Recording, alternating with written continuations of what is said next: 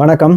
இந்த வீடியோவில் back rooms அப்படிங்கிற ஒரு படம் இப்போ ஆக்சுவலாக அப்சஷன் வந்ததுனால அது கூட இதுவும் வந்து ரெண்டுமே பாருங்கள், இளம் வயது டேரக்டர்கள் ஒரு சின்ன ஒரு யூடியூப்பில் அந்த ரேஞ்சுக்கு எடுத்துகிட்டு வந்தவங்க வந்து ஒரு இந்த மாதிரி ஒரு அளவுக்கு ஒரு kind of horror supernatural படம் எடுத்திருக்காங்க அப்படின்னு போய் அதில் வைக்கிற மாதிரி இதுலேயும் முச்சிக்கிட்டு இருக்காங்க.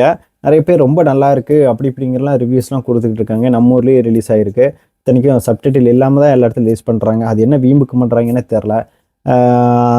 அதை விடுங்க, இத்தனைக்கும் ஸ்க்ரீன் சைஸ் வேறு ஸ்கொயர் ஷேப்பில் இத்தினோண்டு இருக்குது. இவ்வளோ பெரிய ஸ்க்ரீனில் இத்தினோண்டு ஸ்கொயர் ஷேப் பார்க்கறதுக்கு வீட்லேயே உட்காந்து பார்க்கலான்ற மாதிரி தான் இருந்தது.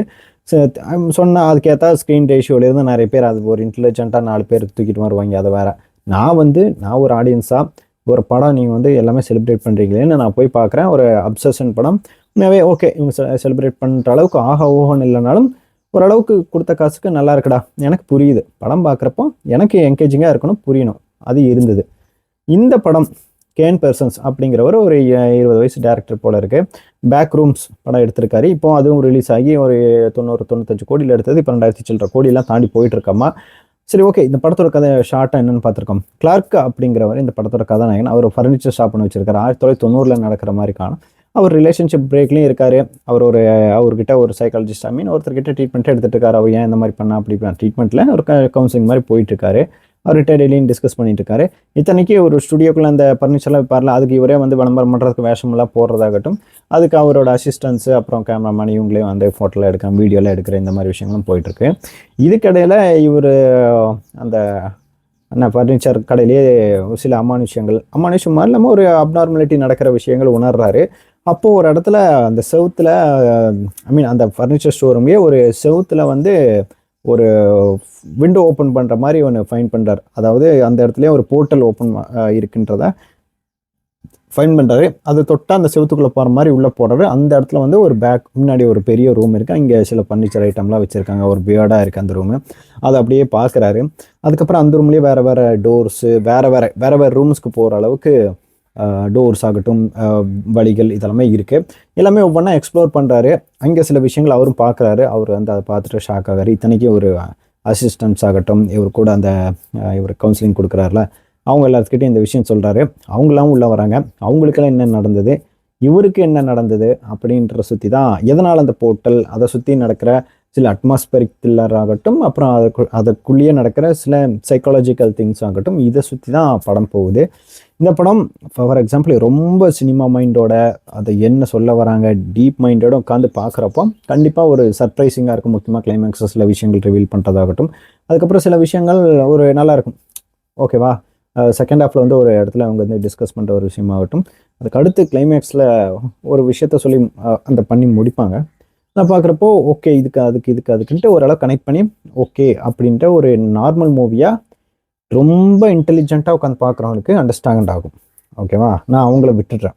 நார்மலாக நான் உட்காந்து பார்க்குறேன்ப்பா, நான் ஒரு படம் பார்க்குறேன், எனக்கு வந்து கொஞ்சமாக அது என்கேஜிங்காக இருக்கணும். 1.25 மணி நேரம் ஓடுற படத்தில் சீரியஸாக சொல்கிறேன், அவ்வளோ ஒரு போரிங்காக இருந்தது. சீரியஸாக சொல்லணும்னா போரிங். அதை நான் திரும்ப திரும்ப சொல்கிறேன், இந்த படம் பார்த்து செம்ம படம் அப்படின்னு நீங்கள் ஃபீல் பண்ணிட்டு இருக்கிறவங்களுக்கு இந்த ரிவ்யூ இல்லை. ஏன்னா அந்த மாதிரி நான் எக்ஸ்ட்ரீமாக 2 சைடும் பார்க்குறேன். நிறைய பேர் வந்து இந்த படத்தை போட்டு அடி நடிக்கிறாங்க. நிறைய பேர் இந்த படம் ஒப்சஷன்னு நிறைய படத்தை விடலாம் வந்து சூப்பராக இருக்குது, ஆஹா ஓஹோன்னெல்லாம் பகிர்ந்துட்டு இருக்காங்க. அவங்கள நீங்கள் பெரிய ஒரு சினிமா ஒரு நீங்கள் வந்து ஒரு பார்த்து அந்த படத்தை என்ஜாய் பண்ணவங்கள விட்டுருங்க. அதை பார்த்துட்டு இந்த போர் ஆயிடுச்சுங்களா, அதில் நானும் ஒருத்தன். எனக்கு வந்து ஓகே, நீ என்ன சொல்ல வர என்னதுன்றதெல்லாம் புரிஞ்சிருக்கு, பட் எனக்கு என்கேஜிங்காகவே இல்லை.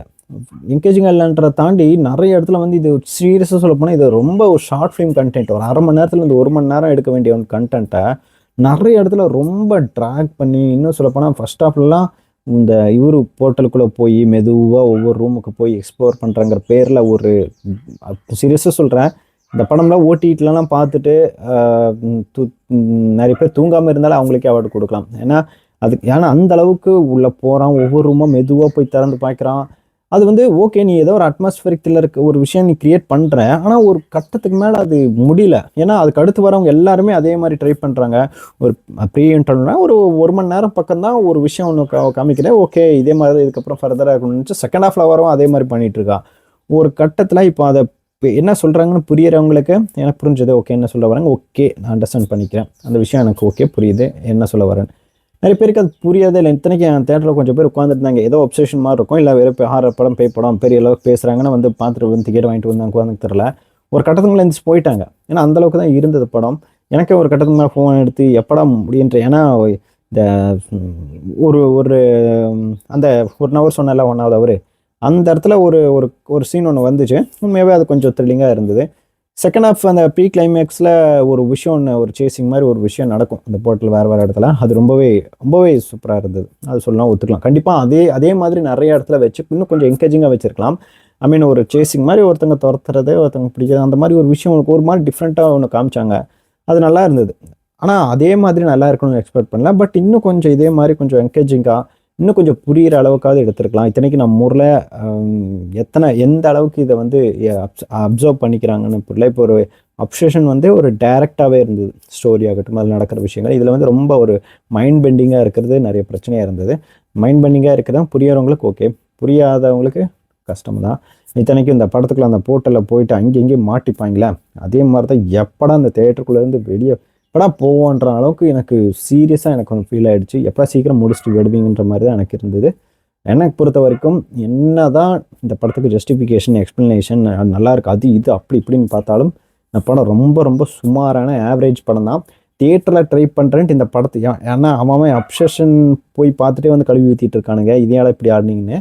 இதெல்லாம் போய் பார்த்துட்டிங்கன்னா சத்தியமாக போட்டு போந்துருங்க. நான் அப்போயே யோசித்தேன், அப்சஷன் போட்ட அளவுக்கு கூட இந்த படத்துக்கு நிறைய இடத்துல தியேட்டரில் போடலையே, கம்மியாக தான் போட்டிருக்காங்க, இது நல்ல படம் தானே, இதுவும் அதே மாதிரி தானே நினச்சிட்டு இருந்தேன். இப்போ தான் தெரியுது ஏன் நிறைய தேட்டரில் போடலைன்னு. ரொம்ப ரொம்ப சுமாரான ஒரு படம். நான் மட்டம்னு சொல்லியிருப்பேன், பட் ஓகே, அதை பிடிச்ச ஆடியன்ஸை நான் வந்து மதிக்கிறேன்.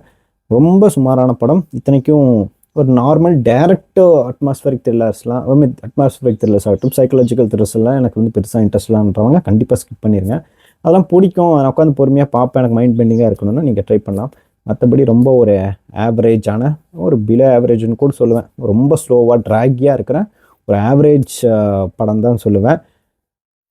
ஏன்டா பார்த்தோன்னு ஆயிடுச்சு, தியேட்டரில் ஏன்டா பார்த்தோன்னு ஆயிடுச்சு. தவிர இது ஓடிடியில் வந்ததுக்கப்புறம் ஓடிடியில் நீங்கள் ட்ரை பண்ணி பாருங்கள், அப்போ தெரியும் நான் ஏன் சொன்னேன்னு. பொறுமை இருந்தால் நீங்கள் வந்து ஓடிடியில் வரப்போ தூங்காமல் இதை பார்த்தாலே பெரிய விஷயம்.